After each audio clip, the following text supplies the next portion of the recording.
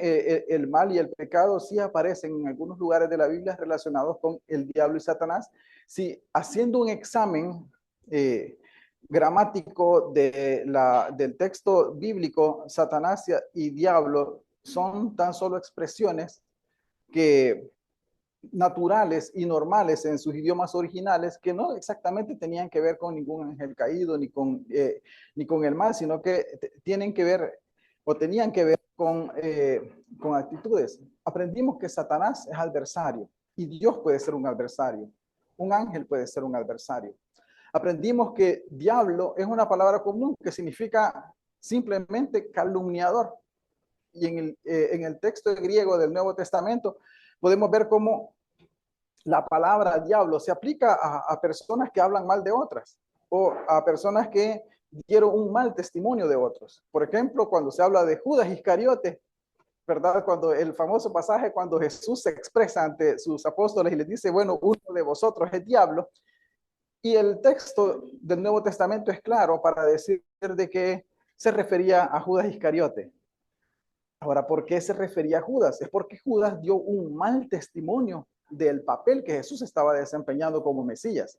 A diferencia de Pedro, se recuerda que Pedro, cuando Jesús le pregunta, ¿quién dices tú que yo soy? Y él le dice, tú eres el Cristo, el Hijo del Dios viviente. O a diferencia de Juan, el discípulo amado, que pese a que la Biblia no dice quién es el discípulo amado, pero lo deducimos leyendo el Evangelio de Juan.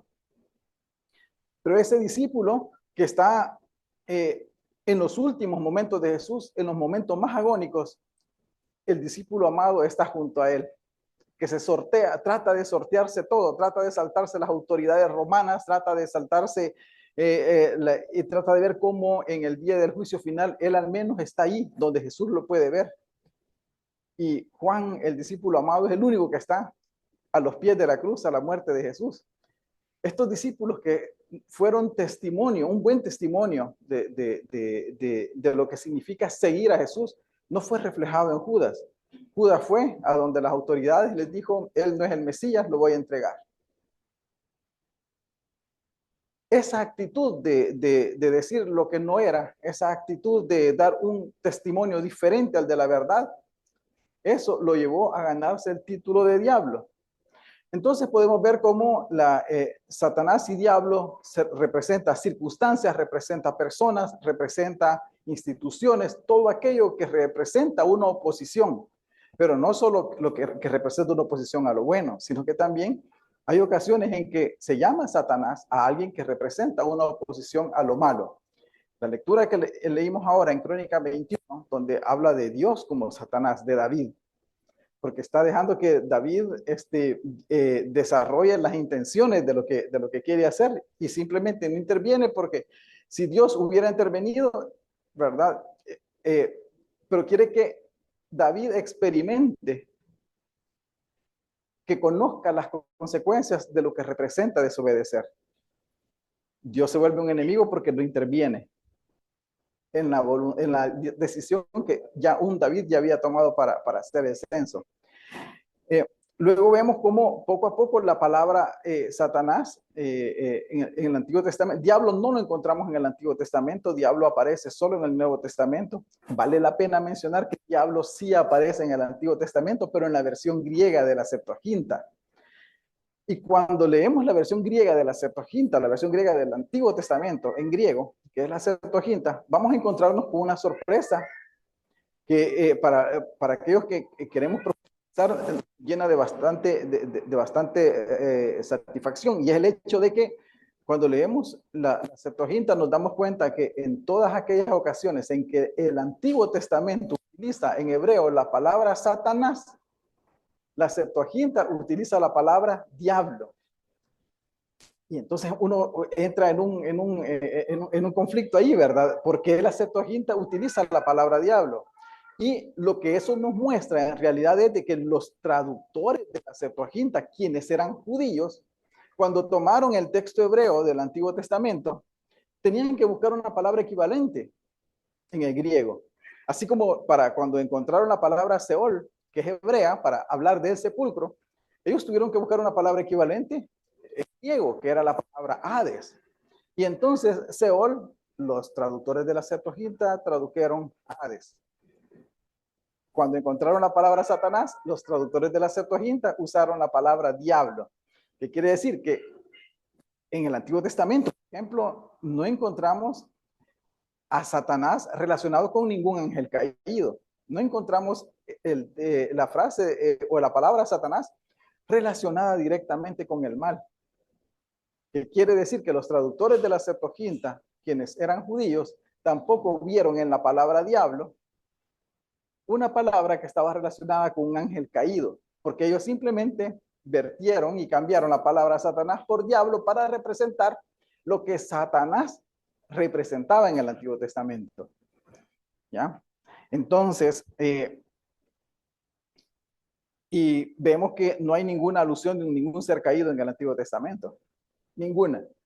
Todas las que nosotros podamos ver en Isaías 14, en Ezequiel 28, estamos forzando el texto para que el texto trate de demostrarnos que hubo una rebelión en el cielo, cuando el texto bíblico ni el autor bíblico tenía la más mínima intención de hablar de un ángel caído, ¿verdad? Entonces, ¿cuál es el punto que queremos abordar ahora? Es importante que nosotros nos llevemos esto, que cuando encontremos ya la palabra Satanás y diablo en la Biblia, ya nuestra perspectiva de cómo abordar esa palabra debe ser diferente.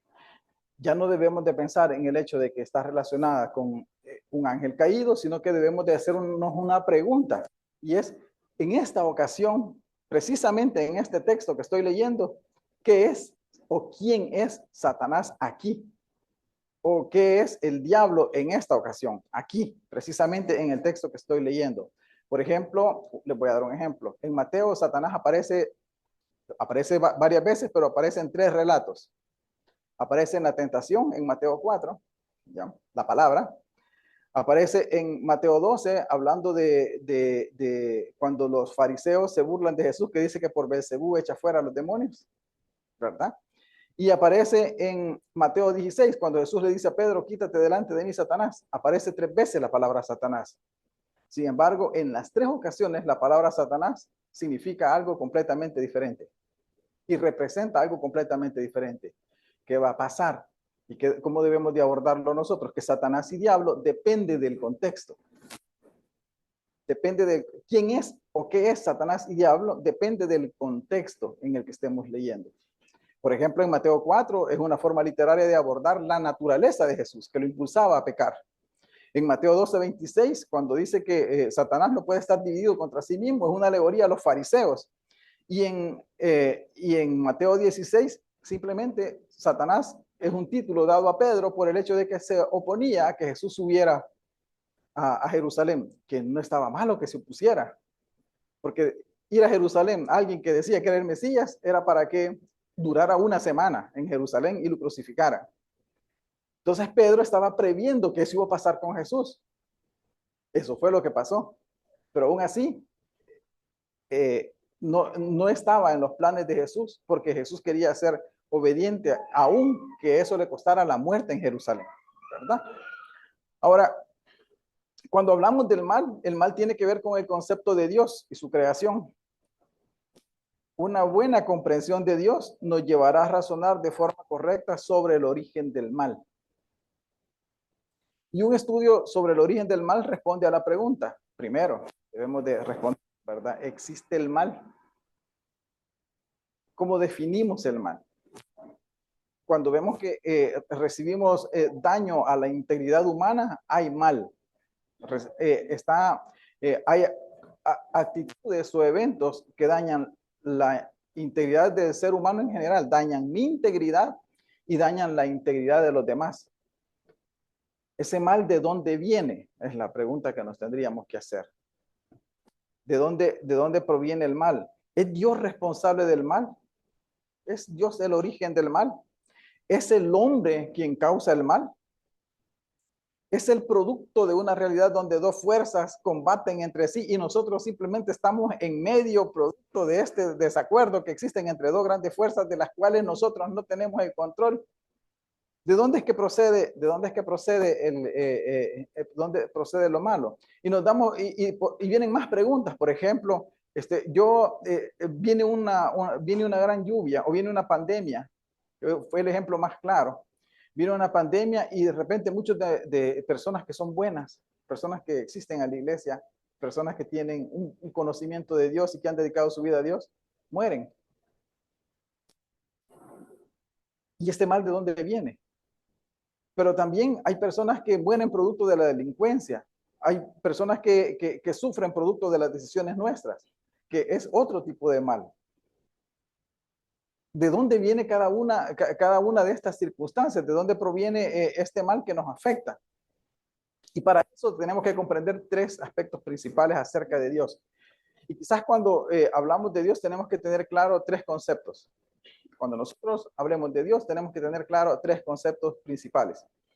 Uno es cómo concebimos el monoteísmo. Y el monoteísmo, tenemos que, hay tres, lo que voy a anotar aquí, son monoteísmo,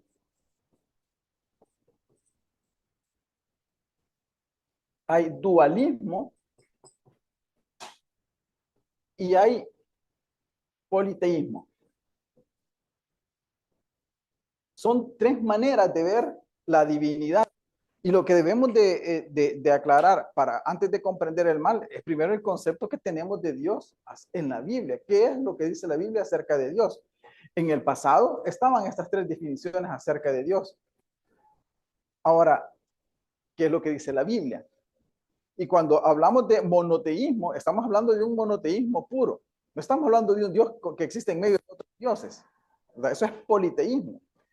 Cuando hablamos de un monoteísmo puro, estamos hablando de la creencia en un solo Dios como poder supremo. Un Dios que rige el universo, perdón, y tenemos que considerar que cuando hablamos de monoteísmo, nos estamos refiriendo a un Dios que es absoluto. Cuando hablamos de un Dios absoluto, tenemos una pregunta que nos deberíamos de hacer. Porque dependiendo de la comprensión de cada uno de estos, tenemos que responder de dónde viene el mal entonces. En el monoteísmo tenemos un Dios que es absoluto, o sea, que no tiene rival. No hay un Dios malo, no hay ángeles caídos, no hay nadie quien pueda desafiar la autoridad de Dios. Todo es responsabilidad de Él. En un mundo, en una creación donde hay un Dios absoluto, ¿quién es el responsable del mal? Y es un Dios que es responsable de lo bueno como de lo malo, pero que también es un Dios moralmente bueno, que permite que sean los hombres quienes usen su libertad para actuar bien o mal.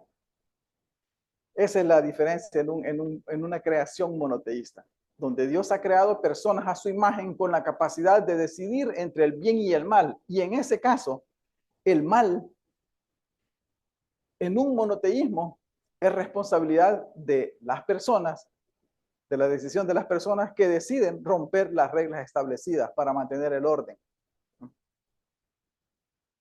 Entonces, en el monoteísmo, el mal es el producto de la desobediencia voluntaria de los seres creados a las reglas establecidas. Es un Dios absoluto, pero que establece reglas para su creación. El mal es producto de la desobediencia a esas reglas. Es producto de una decisión. En el dualismo hay un Dios del bien y un Dios del mal. Por ejemplo, la religión medo-persa, el zoroastrismo, ellos concebían de que habían dos dioses, que estaba Hormuz y estaba Arimán. Hormuz era el dios bueno y Arimán el dios malo. En este caso, el mal sucede en el mundo influido por lo que pasa entre esos dos dioses. O sea que el hombre no es responsable al 100%, sino que, si bien es cierto, toma decisiones, pero es producto del conflicto que existe entre dos fuerzas, una fuerza del bien y una fuerza del mal. Y por último, el politeísmo. El politeísmo, ya lo sabemos, son la creencia en muchos dioses, donde ahí el mal es producto de los intereses de cada uno de los dioses. ¿Qué pasa? Que en estos dos, en el dualismo y el politeísmo, el mal no es responsabilidad exactamente del hombre. Pero en el monoteísmo, el mal es responsabilidad 100% del hombre, porque el mal proviene, es producto de una decisión. La decisión a romper las reglas. En el monoteísmo hay reglas. Esas reglas se llaman mandamientos. Cuando las personas desobedecen los mandamientos, entonces se produce el mal. Producto de esa decisión se produce el mal. A esto nosotros le llamamos libre albedrío. En el libre albedrío es el hombre quien decide qué está bueno y qué está malo. Es el hombre quien decide hacer una cosa o hacer la otra. Pero lo que suceda al final va a ser producto de la decisión que tome. ¿Qué es lo que dice la Biblia? ¿En qué de esos tres conceptos podemos enmarcar al Dios de la Biblia? Veamos Isaías 45, 5 al 7.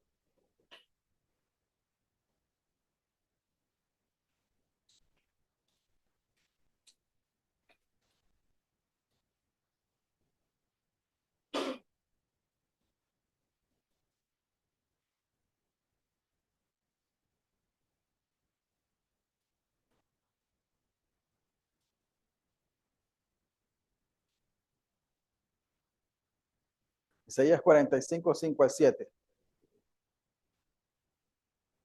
Y Dios se presenta de acuerdo a la siguiente manera. Dice, yo soy Jehová y ninguno más hay. No hay Dios fuera de mí. Yo te ceñiré aunque tú no me conociste. En el versículo 5. ¿Qué tipo de concepto está reflejando Isaías de Dios? ¿Un monoteísmo, un dualismo o un politeísmo? Yo soy Jehová y ninguno más hay. No hay otro Dios fuera de mí. Y sigamos leyendo. Versículo 6. Para que se sepa desde el nacimiento del sol y hasta donde se pone que no hay más que yo Jehová y ninguno más que yo, que formo la luz y creo las tinieblas, que hago la paz y creo la adversidad. Yo, Jehová, soy el que hago todo esto. Aquí entramos a una coyuntura. Hay un solo Dios y es un Dios absoluto, responsable tanto del bien como del mal. La palabra que está traducida adversidad es la palabra que en hebreo significa mal, ¿verdad? Tenemos Dios responsable del bien y del mal. Ahora, la pregunta es, ¿de qué mal es responsable Dios? Porque si yo decido, yo miento de forma deliberada para que le vaya mal a otra persona,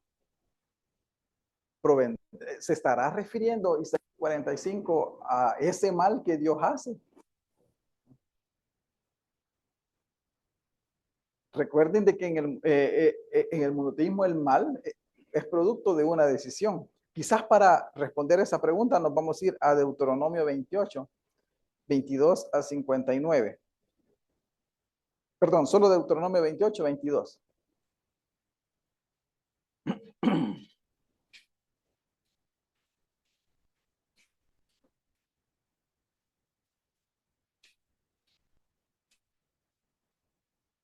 Deuteronomio 28, perdón, 59, yo me equivoqué. 28, 59. Dios, mire, Deuteronomio 28 está hablando de que Dios acaba de dictar toda la ley. A esta altura se ha redactado toda la ley, todo aquello que tiene que ver con el bien al prójimo, con las fiestas, con el bien a la comunidad, pero también la ley incluía una serie de mandamientos que tenían que ver para salvaguardar la vida humana. Y en esa serie de mandamientos que tenía que ver para salvaguardar la vida humana, se recuerdan que hablaba de normas, de reglas de salubridad. Por ejemplo, la persona que iba a defecar tenía que salir fuera del campamento, cavar un hoyo y había tratamiento de desechos sólidos. Eso no lo hacían las demás naciones, lo hacía Israel. Trataba los desechos sólidos de una manera que no contaminara a las personas, ¿verdad? También prohibía comer ciertos tipos de animales. Y no sé si ustedes habrán notado que en todos los animales hay una característica que hace diferente. Bueno, habla de los que rumian, de los que pezuñan y todo eso. No nos compliquemos la vida con todo eso. Hay una característica que hacía particular a los animales que eran puros de los impuros. Y los animales que eran impuros son los que en el agua nadaban hasta abajo sobre el fondo y en la tierra se arrastraban. Pongámonos a pensar, ¿por qué la ley determinó que estos animales eran impuros, que no se tenían que comer? Pónganse a pensar, de los que viven en el agua, los que vivían en el fango, abajo, en el fondo, y de los que viven en la tierra, ya, los que se arrastran, los que tienen contacto con el suelo. Las ratas, por ejemplo, tienen contacto con el suelo. ¿Ya? Era porque precisamente estos animales se corría el riesgo de que portaran enfermedades y que pudieran pasar esas enfermedades a la población. ¿Qué pasaría si Israel desobedecía algún día esas reglas? Miren lo que pasa en el versículo 59. Entonces, Jehová aumentará maravillosamente tus plagas y las plagas de tu descendencia, plagas grandes y permanentes y enfermedades malignas y duraderas. Y traerá sobre ti todos los males de Egipto delante de los cuales temiste y no te dejarán. ¿Qué pasaría si el pueblo de Israel desobedecía una de esas leyes de salubridad?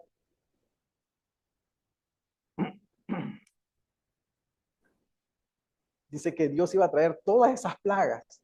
Y en otra parte dice, morirás de tisis, de fiebre. ¿Qué es lo que estaba haciendo Dios? Dando mandamientos para que estas personas cumpliendo esos mandamientos no se enfrentaran a esto. Ahora, ¿quién dice que lo iba a causar en el versículo 59? Dios. Ahora, pero en realidad, ¿quién iba a ser el responsable de que esas plagas causaran ese mal en Israel? El hombre porque desobedecería los mandamientos, ¿verdad? Dios, porque Dios lo causaría, pero el hombre sería responsable al final. Estamos viendo dos tipos de mal acá. Uno que Dios permite que sucede porque es parte de la naturaleza, ¿verdad? Es parte de la creación, es parte del diseño, y otro mal que proviene de la decisión propia del hombre. La desobediencia al mandamiento es un mal que proviene de la decisión del hombre. Ahora, ¿cómo podemos llamar y separar este tipo de males? Bueno, vamos a hacer, ya tenemos a Isaías y tenemos a Deuteronomio. Veamos otra cita. Vamos a Génesis 6:5. Génesis 6:5.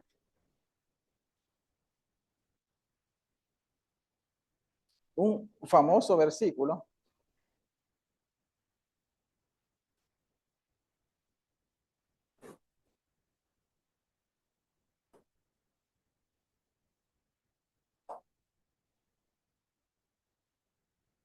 que habla siempre del origen del mal. Dice, y vio Jehová que la maldad de los hombres era mucha en la tierra, y que todo designio de los pensamientos del corazón de ellos era de continuo solamente el mal. Entonces hay un conflicto, ¿verdad? Por un lado dice que Dios es responsable del mal, pero por otro lado dice que el hombre es el responsable del mal. Ya. Ahora, ¿cuál es la diferencia entre el mal que Dios hace y el mal que el hombre hace? Si ustedes se fijan, cuando dice de que al desobedecer las leyes de salubridad, ¿qué es lo que pasaría? Le llegaría enfermedades, fiebre, pestes, etcétera, etcétera, etcétera. ¿Qué es lo que pasa si nosotros no atendemos? ¿Qué pasa si nosotros no atendemos las medidas de salud ahora, en la actualidad? Nos va a dar una enfermedad, tarde o temprano nos va a dar una enfermedad. ¿Qué pasa si nosotros construimos en un lugar donde sabemos que hay deslaves?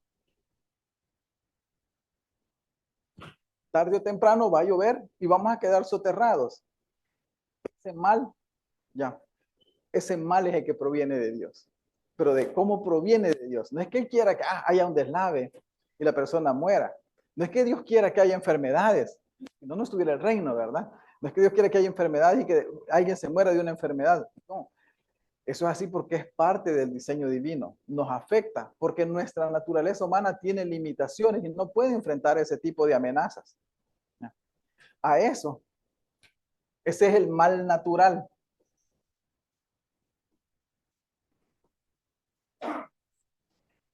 Este mal es responsabilidad de Dios. También hay el bien natural. Por ejemplo, ¿se recuerdan que dice Mateo de que Dios hace llover, Dios hace que salga el sol sobre buenos y malos? Y también hace llover sobre buenos y malos. Ese es, como contraparte, es el bien natural. O sea que es parte del diseño. Dios no diseñó el sol solo para que salga sobre los cristianos, ¿verdad? Nada más, y que alumbre y que solo llueva para nosotros. No funcionan así las cosas. El diseño divino es servir al hombre, pero así como existe el bien natural, también existe el mal natural. Es parte del diseño divino y por eso Dios es el único responsable, el absoluto en su condición de creador. ¿Ya? Pero por otro lado tenemos el mal, que proviene de las decisiones humanas. Y ese es el que estamos leyendo en Mateo 5:6. Mateo 5:6, estamos viendo de que dice que Dios vio la maldad de los hombres y que todo designio de los pensamientos del corazón de ellos era de continuo solamente el mal. Y la palabra clave ahí es designio. Ya sabemos que mal es mal, ¿verdad? Pero la palabra clave en Génesis 6:5 es designio. La palabra designio en Génesis 6:5 es en hebreo yetzer. Y la vamos a encontrar en Deuteronomio 31:21 también. En Deuteronomio 31:21.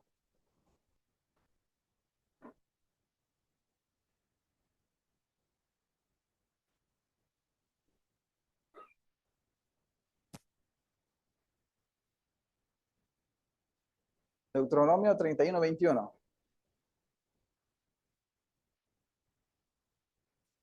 Dice la cita, y cuando le vinieren muchos males y angustias, entonces este cántico responderá en su cara como testigo, pues será recordado por la boca de sus descendientes, porque yo conozco lo que se proponen de antemano antes que los introduzca en la tierra que juré darles. Bien interesante, la frase completa, cuando dice que yo conozco lo que se proponen de antemano, es exactamente esta frase que ha sido traducida como proponerse de antemano. Yetzer. ¿Qué quiere decir? Que el mal proviene de aquello que el hombre se propone de antemano hacer. Estamos hablando de que es producto de las reacciones de la naturaleza, ni de las limitaciones de la naturaleza humana. Tenemos que aceptar que tarde o temprano vamos a morir, sea como sea. De una enfermedad o lo que sea. Lo que tenemos que hacer es prevenidos para que ese momento llegue un poquito más tarde, pero no sabemos cuándo va a pasar. Ciertamente va a pasar. Ese es el mal natural, es producto de nuestra limitación humana. Pero cuando nosotros decidimos desobedecer las reglas establecidas y nos proponemos de antemano, ¿ya? Ahí es donde surge el mal. Y ese es el mal moral.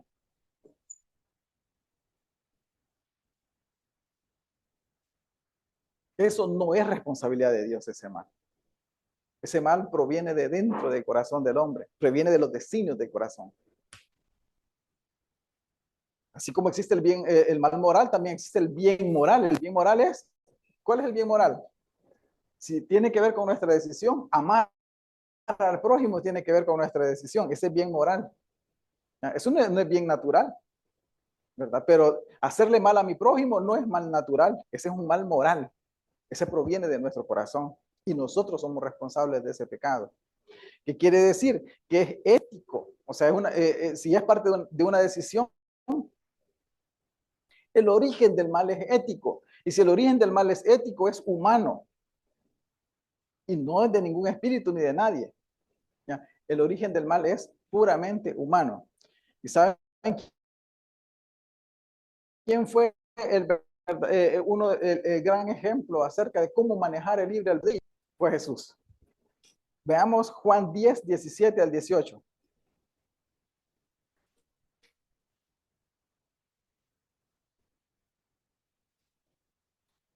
Juan 10, 17 al 18. . . . . . . . . . . . . . . . . . . . . . . . . . . . . . . . . . . . . . . . . . . . . . . . . . . . . . . . . . .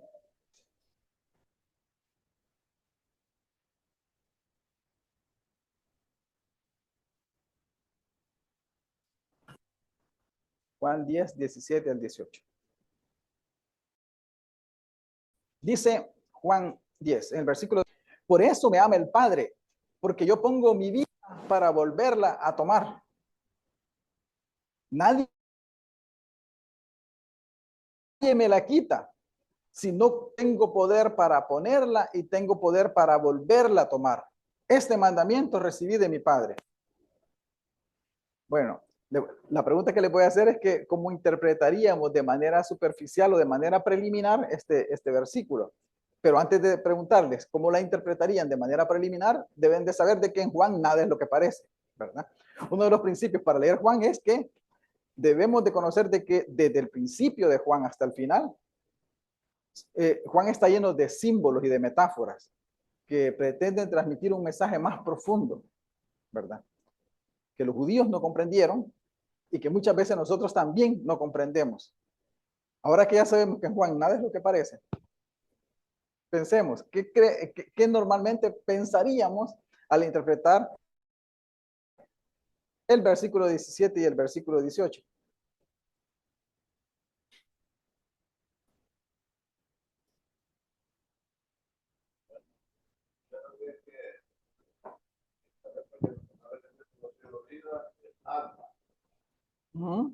¿Verdad? Por eso este versículo ha confundido a muchos que dicen que Jesús podía morir, pero él podía volver a... Gracias, ahí vamos, vamos a Eso es lo empezar. que piensa la Sí. gente, ¿verdad? Sí. Pero ahí está hablando Jesús de su libre albedrío, pues, de su alma, su vida de alma, pues, que él podía hacer aquello o no podía hacerlo. Sí.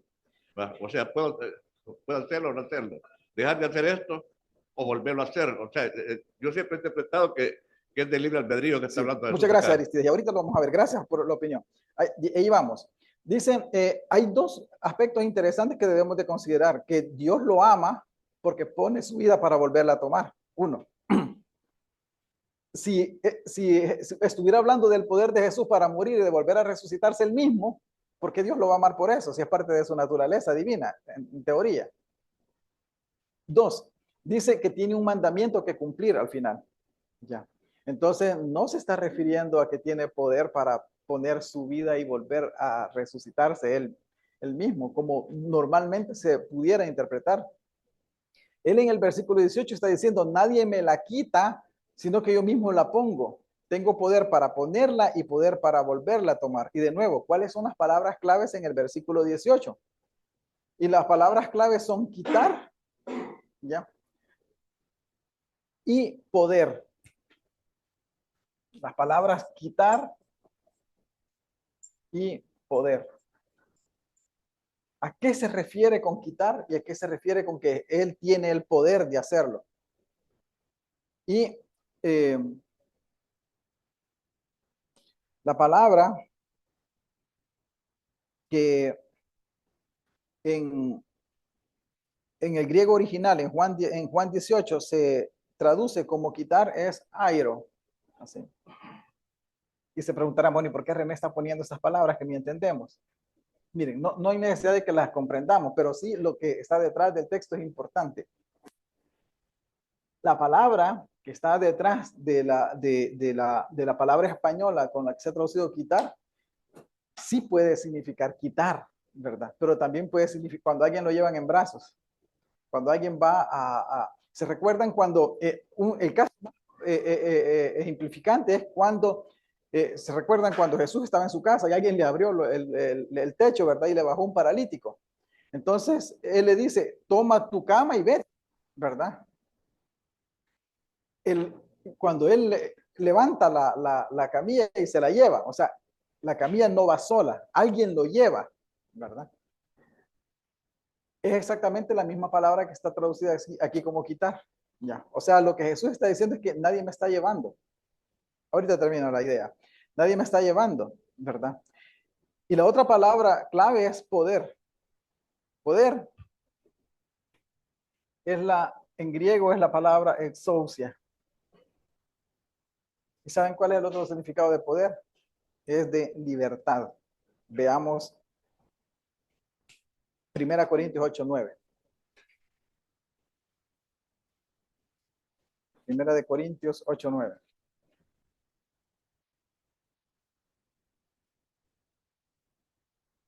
hablando de lo que a veces hacemos y dañamos la conciencia de los demás. En este caso, en 1 Corintios era comer lo sacrificado a los ídolos, pero en nuestro tiempo puede ser otras actitudes con las que a veces ofendemos a nuestros hermanos, ¿verdad?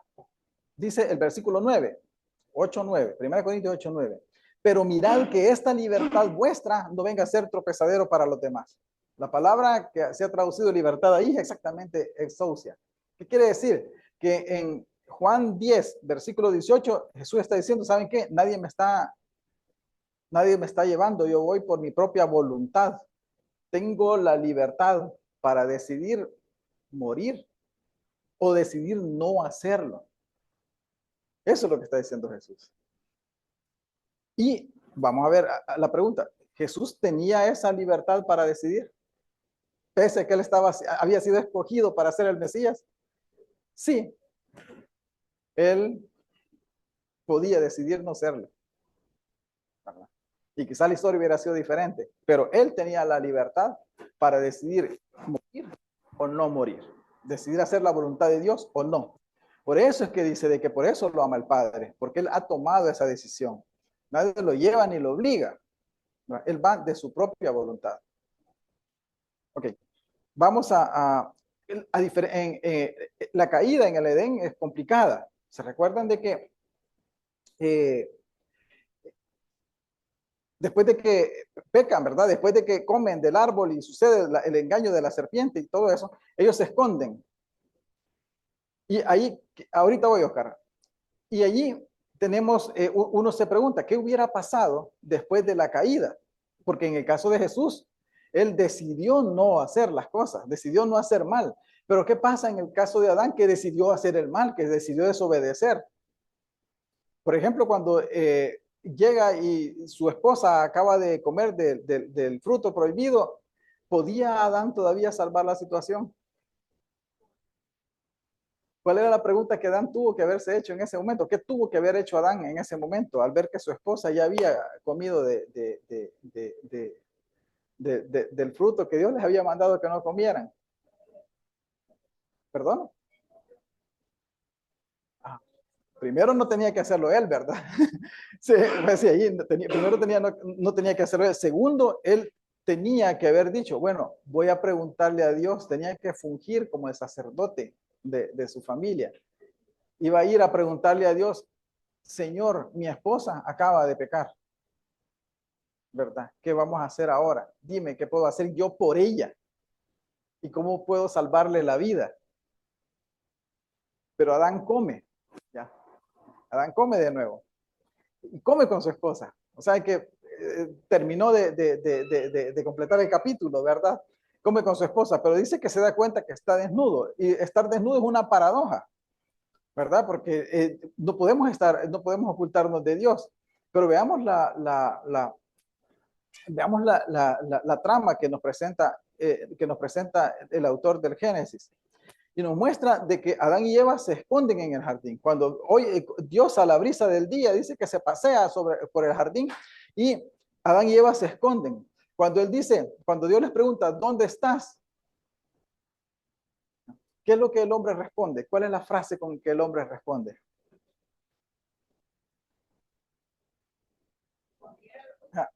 Ajá. Dice, estoy desnudo y como tuve miedo, me escondí. Veamos, hay un dato que es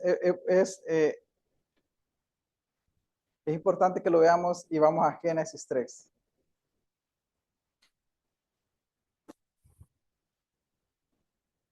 Por favor, denme 10 minutos, no se me vayan a aburrir, 10 minutos y voy a terminar la clase. Génesis 3, en el versículo 8 al 10. Dice, y oyeron la voz de Jehová que se paseaba en el huerto al aire del día. Y el hombre y su mujer se escondieron de la presencia de Jehová, Dios entre los árboles del huerto. Mas Jehová llamó al hombre y le dijo, ¿dónde estás tú? Y él respondió, oí tu voz en el huerto y tuve miedo porque estaba desnudo y me escondí. La pregunta aquí es, ¿tuvo miedo en realidad Adán? Y le hago esta pregunta porque hay dos formas en cómo se describen los hechos en la Biblia. En una manera, hay una forma en la que el narrador, porque tenemos un narrador que nos cuenta la historia, ¿ya? El narrador dice lo que le sucede a alguien, pero aquí el narrador pone las palabras y tuve miedo en la boca de Adán. O sea, el narrador no dice y Adán tuvo miedo, ¿verdad? El narrador dice y dijo Adán que tenía miedo. ¿Me comprenden? ¿Qué es lo que estaba pasando en realidad en el pensamiento de Adán cuando él se escondió de Dios? En realidad tenía miedo de que Dios lo reprimiera. Y ese miedo, porque cuando tenemos miedo nos hace cambiar. El temor real nos hace cambiar, porque como tenemos miedo de repetir la consecuencia, ¿verdad? Nosotros cambiamos nuestra forma de actuar para no repetir las consecuencias. ¿Qué estaba pasando con Adán? Les voy a proponer algo. Vamos a Juan 3:19.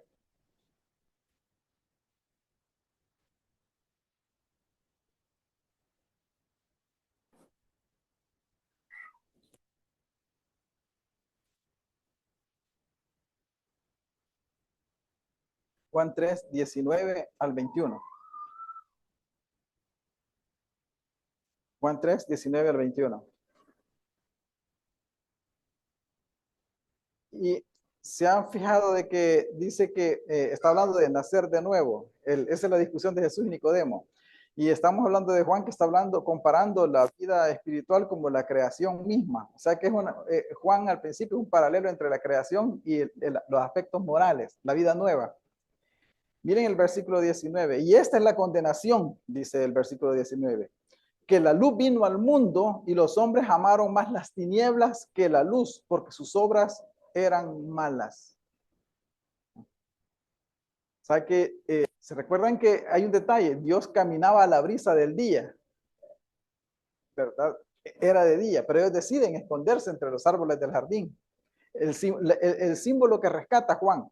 Y los hombres amaron más las tinieblas que la luz porque sus obras eran malas. Porque todo aquel que hace lo malo, el versículo 20, aborrece la luz y no viene a la luz,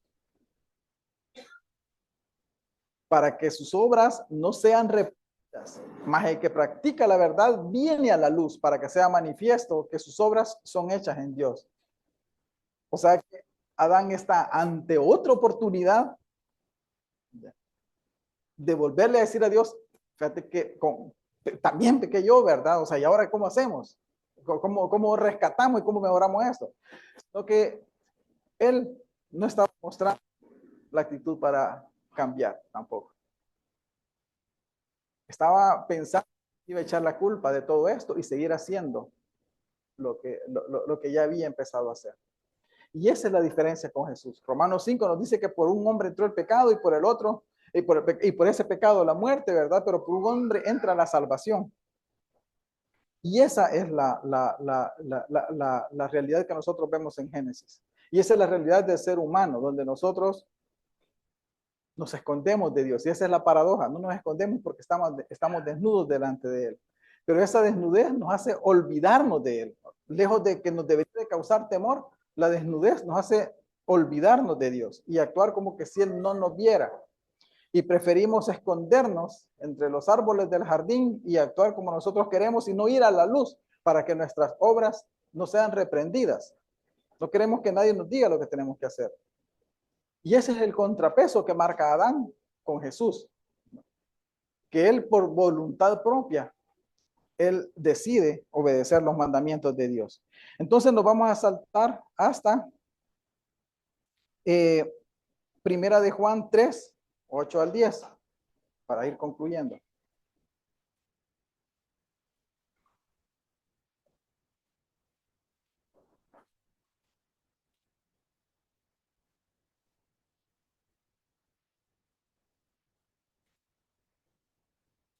Primera de Juan 3:8 al 10.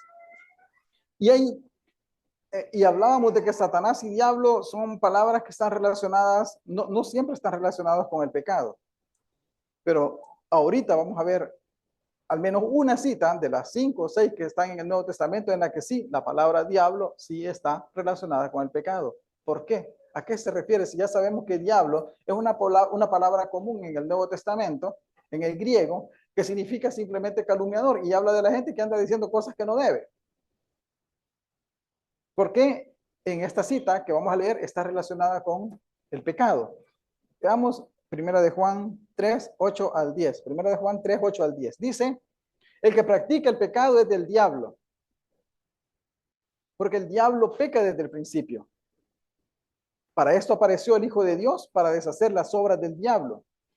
Todo aquel que es nacido de Dios no practica el pecado, porque la simiente de Dios permanece en él y no puede pecar, porque es nacido de Dios. De nuevo el 10. Y en esto se manifiestan los hijos de Dios y los hijos del diablo. Todo aquel que no hace justicia y que no ama a su hermano no es de Dios, es del diablo. El que no ama a verdad, y el que no hace el bien y no ama a su hermano es del diablo, no es de Dios. Ahora, ¿por qué aquí sí el diablo sí aparece, este término diablo sí aparece relacionado con el pecado? Y hay para empezar a hablar de este tema, hay un punto que debemos de rescatar aquí, y es que en el versículo, ya, en el versículo 8 dice que el diablo peca desde el principio. La gran pregunta que tenemos que hacernos es que si el diablo peca desde el principio, ¿verdad? ¿De qué diablo, cuál es el diablo al cual está refiriéndose? Porque ¿cuál es la pregunta que nosotros debemos de hacernos cada vez que vemos la palabra diablo o Satanás? Es que en esta ocasión es diablo y qué es Satanás, o quién es el diablo, quién es Satanás en esta ocasión, porque en un mismo libro puede representar muchas cosas. Por ejemplo, en el libro de Apocalipsis, en Génesis 3, perdón, en el capítulo 3 puede representar el culto a Domiciano, pero en el capítulo 20 puede representar al Imperio Romano, ¿verdad? Etcétera, etcétera, etcétera, etcétera. En Mateo vimos que hay 3 tipos de usos para la palabra Satanás también. ¿Qué significa aquí diablo? ¿Y quiénes son los hijos del diablo? ¿Y quién es ese diablo que peca desde el principio? Para conocer eso, vamos a leer otra parte, otro versículo, y es Romanos 7:13.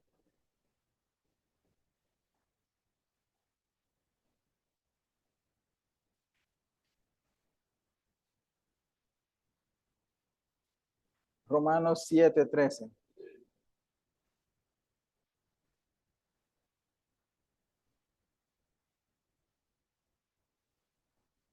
Pablo está hablando de la impotencia que él siente. No es que Pablo esté excusándose de que porque el pecado mora en él, él hace lo que el pecado dice y él no puede hacerlo, ¿verdad? No, que Pablo está lamentando de su condición, de que le es difícil hacer el bien, ¿verdad? Porque el pecado que está dentro de él lo domina. Ojo, pero Pablo está lamentándose de esa condición. Él dice, miserable de mí, ¿quién me podrá librar de esto? Pero es un lamento. Quiere decir, él está asumiendo completamente esa responsabilidad y se lamenta que a veces no tenga fuerzas para enfrentarla. ¿Ya? Pero sigue siendo responsabilidad de él. Porque yo me puedo lamentar que no tuve fuerzas para enfrentar una situación, pero siempre pude decir que no, ¿verdad? Que siempre pude haber tomado una decisión diferente. Yo me puedo lamentar después, pero siempre pude haber tomado una decisión diferente antes de cometer el pecado. ¿Ya? Entonces dice, en el versículo 13, dice, capítulo 7 de Romanos, luego que es bueno vino a ser, luego lo que es bueno vino a ser muerte para mí, dice, en ninguna manera, sino que el pecado, para mostrarse pecado, produjo en mí la muerte, por medio de lo que es bueno, a fin de que por el mandamiento el pecado llegase a ser sobremanera pecaminoso. Está haciendo Pablo un juego de palabras. Como el pecado, pecaminoso es pecador, la misma palabra. Como el pecado puede ser pecador.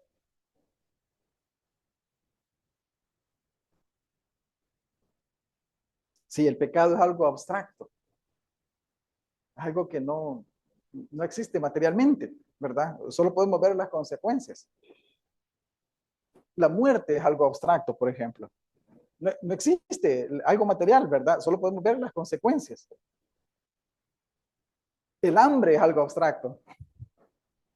Sin embargo, el hambre en Apocalipsis aparece montada sobre un caballo. ¿verdad? La muerte aparece montado sobre un caballo.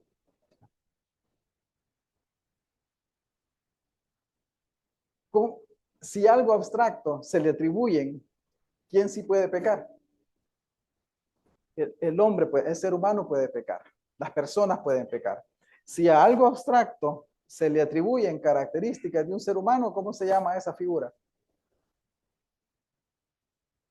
Se llama personificación. Y es una forma didáctica para que nosotros podamos comprender desde nuestra perspectiva humana los impactos que esto puede causar en nuestra vida. ¿Saben? Yo sé que me han levantado la mano varios, pero los tengo ahí. Solo quiero terminar porque vamos con el tiempito, ¿verdad? Ahora, en este contexto, ¿verdad? Nos debemos de preguntar, o sea, ¿cómo el pecado puede pecar? Y en este caso, el pecado es representado como una persona que peca. Y estamos hablando de una personificación. Pero como estamos hablando que el pecado peca desde el principio, entonces vamos al principio. ¿Quién pecó desde el principio? En realidad, el pecado entró en Romanos 5, ¿verdad? Que lo leemos en nuestra casa porque ya no alcanzamos, pero en Romanos 5 dice que el pecado entró al mundo por Adán y por ese pecado vino el juicio. O sea que el pecado no entró en el mundo por ninguna caída de ningún ángel, no vino por ninguna rebelión en el cielo. El pecado entró en el mundo por la decisión de desobedecer un mandamiento de Dios, aquello que planeamos de antemano. ¿Ya? Veamos el ejemplo que he utilizado en otras ocasiones para mostrar lo que Primera de Juan 3 está tratando de decirnos. Primera de Juan 3, y vamos de nuevo a Primera de Juan 3, 8 al 10.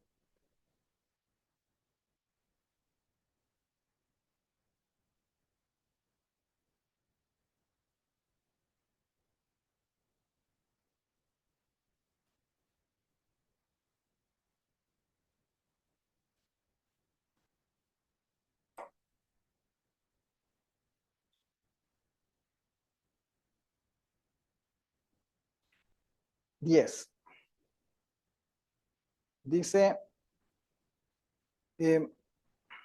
vamos a ver, ¿de quién estamos hablando? Dice, en cómo se manifiestan los hijos de Dios y los hijos del diablo. Nos vamos a saltar hasta el versículo 12. Dice, no como Caín, que era del maligno y mató a su hermano. ¿Y por qué causa le mató? Versículo 12. Porque sus obras eran malas y las de su hermano eran justas. O sea, no tenemos que ser hijos del diablo, ¿verdad? No como Caín, dice. Que Caín era del maligno. O sea que en este caso estamos diciendo que el diablo también es maligno, ¿verdad? El diablo no solo tiene hijos, sino que también el diablo es maligno, porque Caín era del maligno y por ser del maligno mató a su hermano. Esto es clave para que nosotros comprendamos la figura de este diablo que aparece en Primera de Juan y lo comprendamos a través de la historia, en donde se originó este relato en el Antiguo Testamento. A ver, bueno, primero tenemos que ver de que la historia de Caín y Abel es de que ofreció sacrificio, Caín ofreció algo de los frutos que había cosechado y Abel ofreció lo mejor. Pero, y después de eso, Caín mató a Abel. Ya. Hasta ahorita le hemos atribuido a ese asesinato simplemente al hecho del sacrificio. ¿Ya? Pero ¿qué dice el versículo 12? Dice que, ¿por qué causa le mató? ¿Por qué mató Caín a Abel? Porque sus obras eran malas y las de su hermano eran justas. Quiere decir de que no era el sacrificio fue el detonante. El sacrificio fue el detonante de que Caín concibiera matar a su hermano. Pero las obras de Caín ya antes del sacrificio eran malas. Y las obras de Abel antes del sacrificio ya eran justas. ¿Se acuerdan? Eso es lo que dice Jesús, si traes tu sacrificio al altar, ¿qué es lo que significa el altar? ¿Verdad? ¿Las obras o el sacrificio o la actitud de la gente? Lo que santifica la obra es la actitud, perdón, lo que santifica el sacrificio es la obra de la persona que la trae. El sacrificio no es santo de forma natural. ¿Ya? es producto de la actitud de la persona que lo trae. Ya eran malas las obras o sea, eso fue el producto de, o sea que Caín ya traía eso. Pero Dios se da cuenta de que Caín quiere matar a Abel. Y veamos ese relato en Génesis.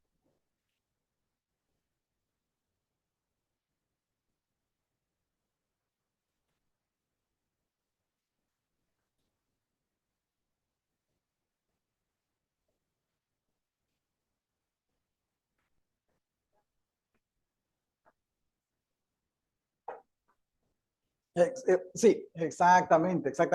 A ver, recuerda ese versículo, porfa, al final.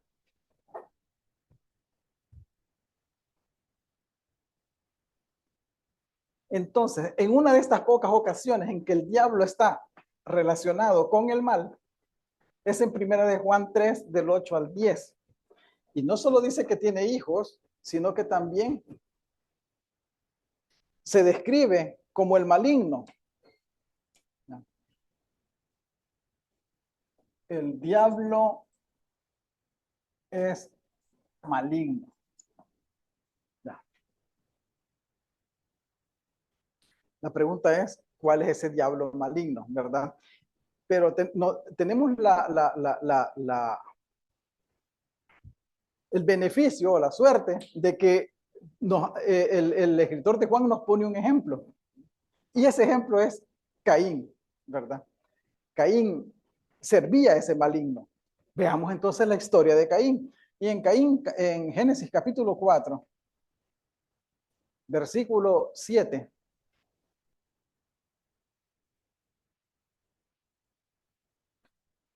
Génesis 4, de 6 en adelante vamos a leer.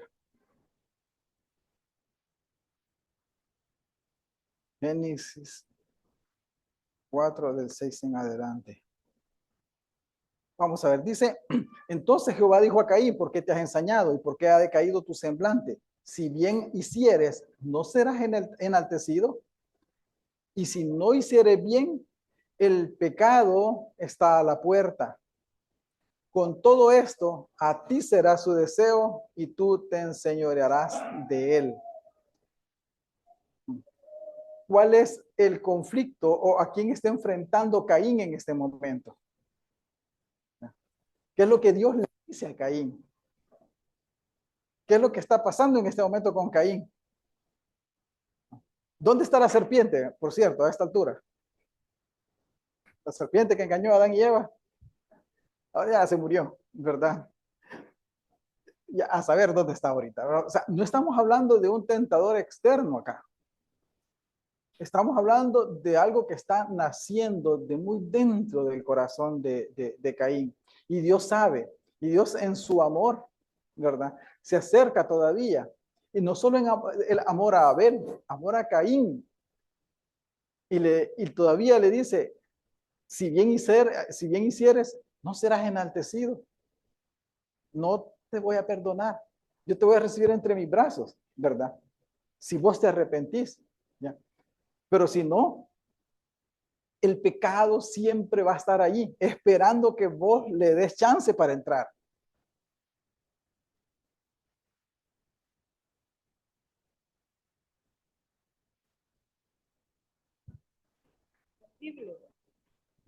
El mismo versículo que usted ha Sí, leído. Y dice, si hicieras lo bueno, dice, podrías levantar la cara. Pero como no lo haces, el pecado está esperando el momento de dominarte. Sin embargo, tú puedes dominarlo a él. O sea que exactamente, depende de nosotros si exacta, queremos pecar o no. exactamente. Ahí está el pecado esperando, ¿ya? Y Dios le está advirtiendo. ¿Saben que Dios sabía que si Caín accedía, iba a matar a Abel? ¿Ya? Y aquí viene otra parte triste del pecado moral. Abel merecía vivir, sí o no. Merecía que Dios lo protegiera en ese momento de la muerte, del asesinato de Caín, sí o no. Pero Dios no lo hizo. Y es Porque Dios respeta la libertad con la que nosotros fuimos creados.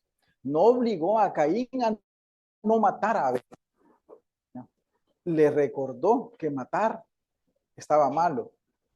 Habían reglas en que había que respetar la vida de los demás. Pero solo le dijo, no intervino. Y Abel podía salvarse. Dios pudo haber intervenido para que este asesino malintencionado no lo matara. Pero no intervino. Quiere decir de que producto de la libertad humana, Dios no va a intervenir cuando nosotros decidimos hacer algo malo. Jamás va a intervenir. Porque entonces ya no es libre albedrío. Nunca va a intervenir. Las consecuencias de esa decisión que tomemos va a afectar a las personas que están alrededor de nosotros y a nosotros mismos. Pero Dios se va a limitar a ver nada más. Y esa es la parte triste de nuestra relación con Dios. Que Dios respeta nuestra libertad. Y en ese respeto a nuestra libertad, desafortunadamente, solo se va a limitar a ver. Por eso dice Jeremías, que cuando ustedes hagan mal, dice, yo miré a mis aposentos y solo lloraré en silencio, ¿verdad? Porque Dios nunca va a intervenir en las decisiones que nosotros tomamos. No podemos pedirle a Dios que nos cambie. ¿Se han fijado? Ese es algo natural, o sea, cambia mi forma de ser. Pero si el mal moral viene de una decisión, ¿quién es el que va a decidir cambiar? Somos nosotros los que decidimos cambiar. Dios no es responsable del mal ni del bien moral. Dios es responsable del mal y del bien natural, pero no del mal y el bien moral, porque esa es una decisión nuestra. Y el ejemplo de Caín y Abel nos deja súper claro eso. No va a intervenir en nuestras decisiones. Yo sé que te debo. Está Oscar, está Benjamín y está Aristides. Ahorita voy. Recuérdenme un poquito. Denme 5 minutos, por favor, y termino. ¿Quién es el maligno entonces? ¿Quién es el que dejó quién es el que Caín dejó que lo dominara? De acuerdo a Génesis 4. ¿Quién lo dominó? ¿Quién fue al cual se dio Caín? Tenía a Dios por un lado y tenía al pecado por el otro, que estaba ahí esperando entrar. Caín decidió ceder ante el pecado, ceder ante el mal. Ese pecado es personificado en Primera de Juan 3, del 8 al 10. A ese pecado, Primera de Juan le llama diablo. Es el diablo que peca desde el principio. O sea, es malo desde el principio, ¿verdad? Y ese diablo es el maligno, ¿verdad? Este es la peor representación de diablo que podemos encontrar en las Escrituras, porque este es el diablo que llevamos dentro de nosotros. Es el diablo con el que tenemos que combatir. Dice que siempre decimos, bueno, la tentación viene de dentro del corazón del hombre, ¿verdad? Es cierto, pero podemos encontrar otra cita. 1 Corintios 7:5. Ya terminamos. Y si entonces me permiten, doy un espacio para todas las preguntas que hay. 1 Corintios 7:5.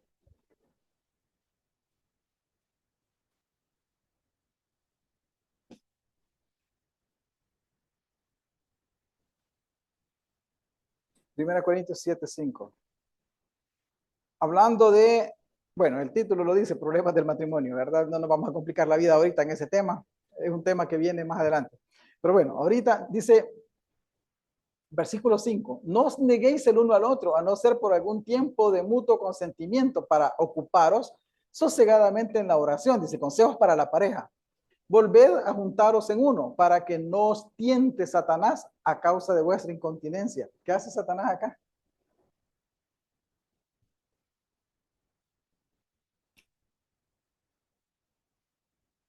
Pero tienta. Ahora, ¿cuál es la pregunta que nos debemos de hacer? O sea, ver entonces de dónde proviene la tentación. ¿Cuál es el origen de la tentación? Y lo voy a recordar, 1 Santiago 3, primero, perdón, 1 del 13 al 15, ¿verdad? Cada uno es tentado cuando de su propia concupiscencia es atraído y seducido, ¿verdad? Y entonces viene como consecuencia el pecado y después viene como consecuencia la muerte, producto de ceder ante esa concupiscencia, ante ese mal deseo. Pero siempre la concupiscencia va a estar ahí. Es la decisión que nosotros tomamos respecto a ella la que nos lleva a cometer mal, la que nos lleva a hacer el mal, lo que nos lleva a caer en pecado. Si alguien es tentado cuando en sus propios deseos es atraído y seducido, la respuesta a la pregunta aquí es, porque la pregunta cuando nosotros leemos acá en 1 Corintios 7, 5 es ¿qué o qué? No quién siempre, ¿verdad? ¿Qué o quién es Satanás? Y en este caso, Satanás es nuestra concupiscencia, porque es la única que nos atrae y seduce para hacer el mal. Así como en primera de Juan 3, 8 al 10, el diablo y el maligno es el pecado que mora en nosotros. Y normalmente nosotros hemos dicho siempre, ¿verdad? De que, que el diablo y Satanás es la personificación del pecado. Es cierto. Solo que tenemos que tener cuidado de que solo son poquitos los versículos en los cuales se utiliza de esa forma, ¿verdad? En el gran resto de versículos tiene otros usos la palabra. Pero en los versículos que podemos encontrar que está en relación con el pecado, diablo y Satanás representa a esa concupiscencia que llevamos dentro, a esa mala intención de hacer el mal, ¿ya? Que producto de nuestro libre albedrío, ¿verdad? Dios nos dio la libertad para tomar decisiones, pero es precisamente a ese diablo que nosotros tenemos que huirle. No, nada ni nadie puede meter dentro de nosotros la maldad. Bueno, Marcos 7 dice que dentro del corazón del hombre salen los malos pensamientos, ¿no? Nadie, ¿verdad? Lo único responsable somos nosotros. El pecado no es parte de nuestra naturaleza biológica, es parte de nuestra naturaleza moral. ¿Por qué? Porque no le podemos echar la culpa de que porque él pecó, nosotros pecamos, pues no heredamos ese pecado de Adán. No es que lo traigamos como parte nuestra, entonces no fuéramos culpables, porque ya nacemos así. No, nosotros no nacemos pecadores. Nosotros nos hacemos pecadores, porque hacerse pecador depende de una decisión. Entonces recuerden lo que Dios le dijo a Caín: si bien hicieres, no serás enaltecido, y si no hicieres bien, el pecado siempre va a estar a la puerta. Sin embargo, recordá ya que el pecado a ti será su deseo. Y si tú quieres, te puedes enseñorear de él. Este es el diablo que llevamos dentro, estimados hermanos. Si permitimos que el diablo que llevamos dentro tome el control de nuestra vida, la vamos a perder para siempre, ¿verdad? Muchas gracias. ¿Algún comentario al final que ya para terminar? Voy con Oscar, después con Benjamín, en el orden que levantó la mano. A lo que usted dijo, es el hecho de que cómo se pasa por alto los mandamientos, ¿va? En el caso de la cuestión dietética y en el otro ejemplo que usted puso, de pasar por alto los mandamientos. Cuando resumimos esa parte y la tercera que citó, que es bien interesante, ojalá que todos lo llevemos en mente, ¿va? Y lo hagamos positivo en nuestro leer diario de la Biblia, es esto de que cuando usted dice el mal en sí no tiene forma, es abstracto. Solo las consecuencias hacen evidente, ¿verdad? El mal. Entonces, uno se pregunta, bueno, después de todo esto que se ha explicado, ¿dónde queda la serpiente? ¿Verdad? Si no hay, es un adorno nada más que está ahí en el relato que el escritor trató de poner para poder personificar ese pecado, cosa que puede ser bien entendible, ¿verdad? Entonces, pero ahí está la otra cuestión que a veces nunca nos hemos quedado muy claros en el asunto. Ahora, la explicación de esta mañana, yo pienso que ha abonado bastante para que nosotros pensemos sobre ese punto, que es bien interesante para cualquier estudiante de la Biblia. Solamente. Muchas gracias. Benjamín, Juárez, y terminamos.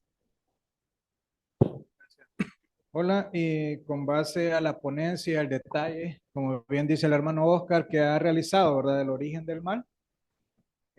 que viene de dentro del hombre y se clasifica como el mal moral.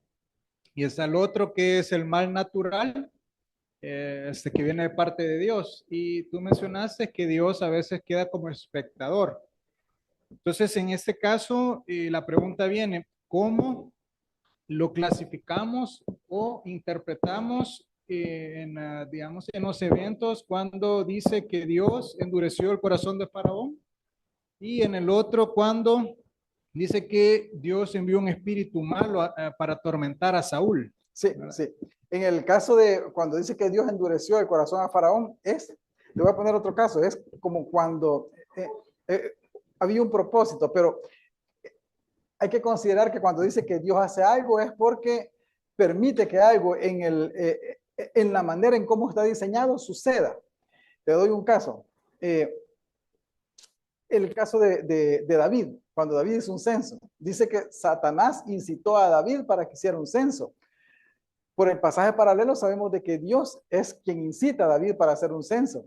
Pero la pregunta vendría, bueno, si Dios lo incitó, entonces, ¿qué responsabilidad tiene David si Dios lo incitó? Y si Faraón fue endurecido por Dios, ¿verdad? ¿Qué responsabilidad tenía Faraón para tener un corazón duro y no dejar ir al pueblo? Porque Dios quería que sacara a su pueblo, pues de hecho, ¿verdad? Sí hay detrás de eso un propósito, Benjamín, pero el punto es de que cuando la Biblia habla de esa manera es porque Dios permite que sucede, ¿verdad? O sea, Dios permita que el hombre en su libertad tome esas decisiones. Y cuando dice que endureció el corazón de Faraón y cuando dice que incitó a David para que hiciera el censo, no es que Dios lo llegara y le dijo a David, haz el censo, pues, ¿verdad? Simplemente dejó que David hiciera el censo. ¿Ya? Perdón. Como similar a como Ananías y Zafira, simplemente lo permitió. Y de esa manera, ya, de esa manera, al permitirlo, Benjamín, hace de que la responsabilidad final de lo que suceda pase al hombre y no sea responsabilidad de Dios. O sea, en resumen, Dios permite que eso pase, ¿verdad? Por eso es que dice que Dios hace, pero es porque permite que suceda. Gracias.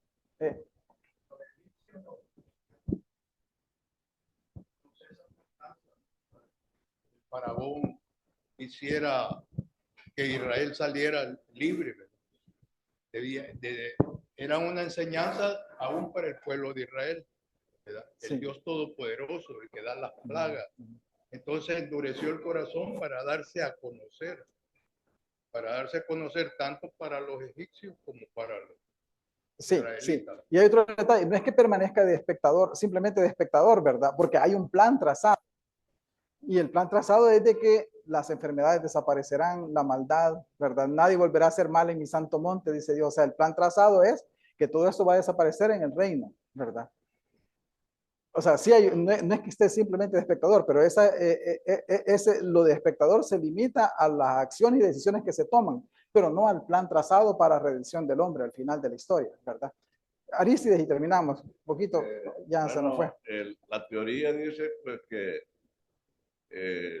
Satanás o el diablo es un ángel caído, pues, ¿verdad? Pero que permaneció mucho tiempo, dice, ¿verdad? Y pues sí, como ángel, pues, ¿verdad? Entonces, aquí en Juan, en Juan 8:44, aquí está hablando de los primeros pecados que se cometieron. Primero fue por la mentira, que Eva se engañó a sí misma. Fue una mentira que ella se fabricó en la mente. Dice, vosotros sois de vuestro padre el diablo, dice, y los deseos de vuestro padre queréis hacer. Él ha sido homicida desde el principio. ¿Cuál fue el primer homicida? Fue Caín, pecado y homicidio. Homicidio desde el principio, y si fuera el diablo, a él le ha caído, esto quiere decir que nunca tuvo la verdad también. Dice, él ha sido homicida desde el principio y no ha permanecido en la verdad, dice. O sea, nunca, jamás. Y el diablo sí, como ha caído, permaneció en la verdad, si tomamos la teoría como cierta. Sí. porque no hay verdad en él, dice. ¿Va? Cuando habla, mentira, de suyo habla, porque es mentiroso y Padre de padre mentira. de mentira. Mm. Pero eso es lo que quiero terminar con esto. Que fíjate que es bien importante que este relato de Caín, cuando Dios le habla a Caín, que no mate a Abel, que le dice, el pecado está a la puerta, en la Biblia Reina Valera de Estudio 1995, cuando Pedro dice, que vele porque el diablo anda suelto aquí es devorar, algo así, ¿va? Fíjate la referencia que hace ese caso de Caín, ¿va? Porque Dios le dice, el pecado está a la puerta, ese es el león para Pedro, porque Pedro dice que el león está a la puerta, ¿va? Esperando a quien devorar. Entonces, bien bonita referencia, porque hace referencia al pecado de Caín, no a otro diablo, sino que al pecado. Sí, sí, de acuerdo. Buena aportación, muchas gracias.